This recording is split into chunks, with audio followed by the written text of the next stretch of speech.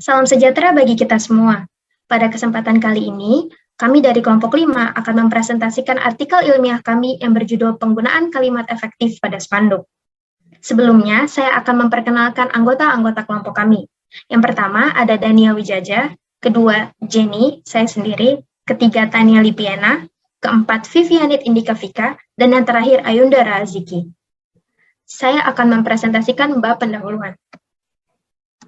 Latar belakang. Pada zaman dahulu, orang-orang menyampaikan informasi kepada satu sama lain hanya lewat mulut ke mulut. Tentunya, hal tersebut menyebabkan adanya perbedaan informasi yang disampaikan. Pada abad ke-6, muncullah teknologi cetak atau memahat di Cina. Saat itu, informasi yang disampaikan dipahat pada kayu, dan kemudian kayu itu akan dipasang di tempat-tempat yang ramai orang. Pada tahun 1450, Johannes Gutenberg menemukan model awal mesin cetak modern. Model awal mesin cetak modern tersebut pun dikembangkan hingga pada tahun 1665 terbitlah Oxford Gazette sebagai surat kabar pertama. Di Indonesia sendiri, surat kabar pertama kali muncul pada tahun 1744. Surat kabar tersebut dinamakan Bataviasche Novelle. Setelah muncul surat kabar tersebut, banyak surat kabar lain yang bermunculan. Akan tetapi pada zaman penjajahan Jepang, perlahan-lahan semua surat kabar tersebut ditarik mundur. Hal tersebut dilakukan oleh Jepang agar Jepang bisa mengawasi dengan ketat peredaran informasi yang ada di Indonesia. Setelah Jepang mundur dan Indonesia merdeka, surat kabar Suara Asia pun muncul guna menyebarkan berita kemerdekaan ke seluruh penjuru Indonesia. Seiring waktu berlalu, media untuk menyampaikan informasi pun semakin banyak. Surat kabar yang tadinya menjadi media utama untuk menyampaikan informasi mulai tergantikan dengan media lain seperti radio, televisi, spanduk, baliho, dan internet. Tentunya, gaya bahasa yang digunakan pun berubah. Kalimat-kalimat yang tadinya menggunakan bahasa baku berubah menjadi bahasa non-baku yang lebih familiar dan mudah dipahami. Maka dari itu, penggunaan kalimat efektif dalam menyampaikan informasi merupakan salah satu hal yang penting agar informasi dapat tersampaikan dengan tepat. Oleh sebab itu, penggunaan kalimat efektif dalam penyampaian informasi menjadi alasan kami membuat artikel ilmiah dengan judul Penggunaan Kalimat Efektif pada Spanduk. Artikel ilmiah ini bertujuan untuk memeriksa ketepatan penggunaan kalimat pada spanduk sesuai dengan syarat kalimat efektif. Kami memfokuskan pemeriksaan ketepatan penggunaan kalimat efektif berdasarkan syarat kesejajaran, kefokusan, kehematan, kecermatan, dan kelogisan. Hasil penelitian ini kami harapkan dapat membantu meningkatkan ketelitian pembuat spanduk dalam penyusunan dan pemilihan kata yang akan digunakan di masa mendatang.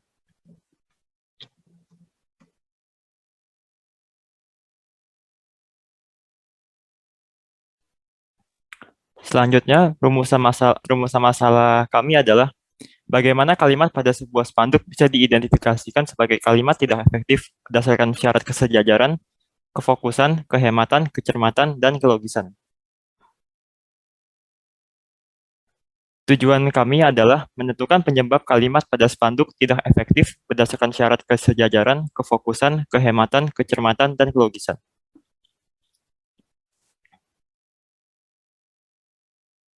Selanjutnya, saya akan menjelaskan kajian teori. Pertama, saya akan menjelaskan definisi dari spanduk. Spanduk adalah salah satu bentuk media promosi yang berisikan rangkaian kalimat yang bertujuan untuk menyampaikan suatu pesan atau informasi kepada khalayak ramai.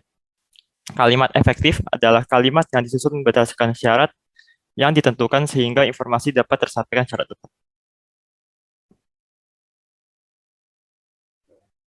Selanjutnya ada unsur kalimat, yaitu ada subjek, untuk menunjukkan adanya pelaku yang menjadi pokok pembicaraan.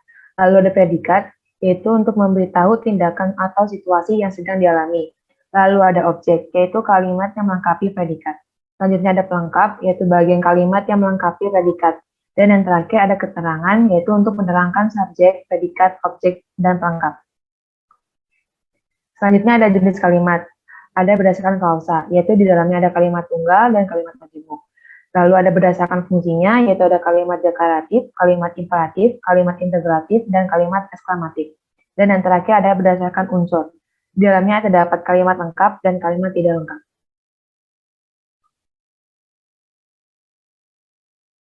Selanjutnya yaitu syarat-syarat kalimat efektif. Yang pertama ada keutuhan yang berarti kesepadanan antara struktur dan gagasan. Yang kedua kesejajaran, yaitu kalimat efektif harus memiliki bentuk kata yang konsisten. Yang ketiga, kefokusan, yaitu adanya satu unsur subjek, predikat, objek, ataupun keterangan. Lalu kehematan, yaitu syarat kehematan artinya hemat dalam penggunaan kata. Selanjutnya kecermatan, yaitu kecermatan dalam pemilihan kata dan penggunaan kata agar tidak ambigu.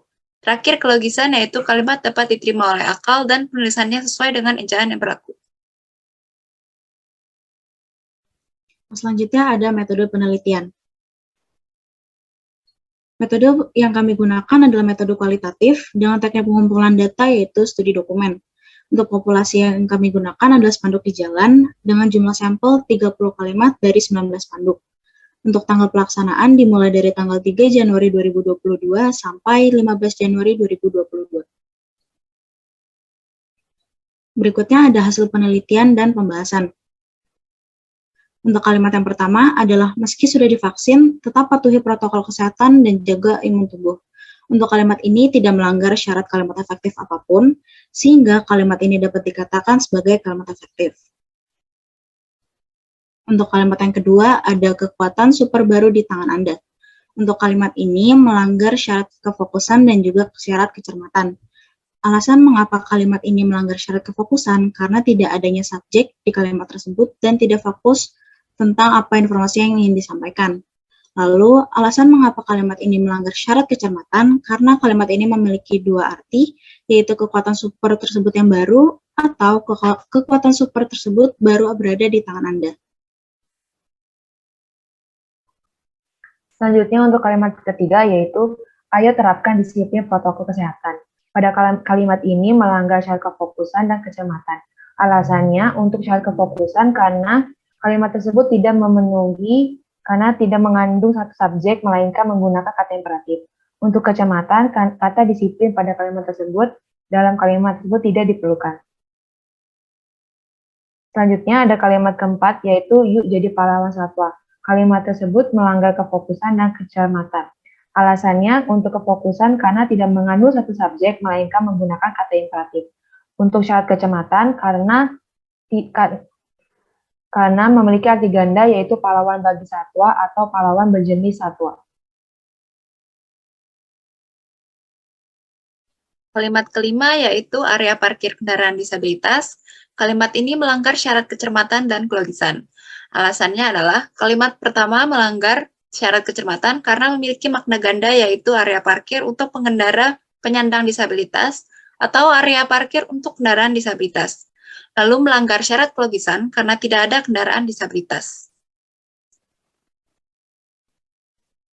Lalu untuk yang kalimat 6, yaitu dilarang parkir sepanjang jalan ini, kalimat tersebut melanggar syarat kefokusan dan kelogisan karena parkir sebuah kendaraan tidak mungkin sepanjang jalan, lalu tidak memenuhi syarat kefokusan karena tidak terdapat unsur subjek di dalamnya, melainkan terdapat kalimat imperatif.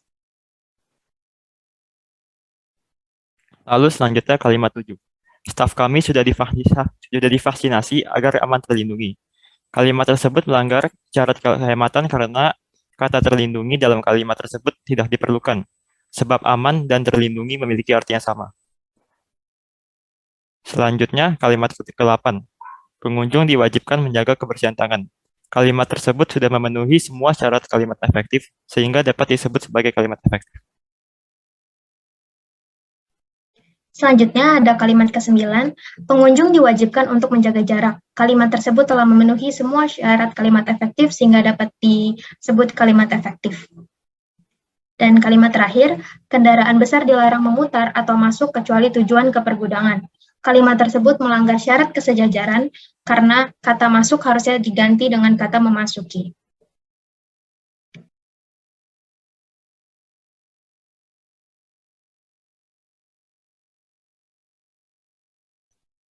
Yang terakhir ada kesimpulan.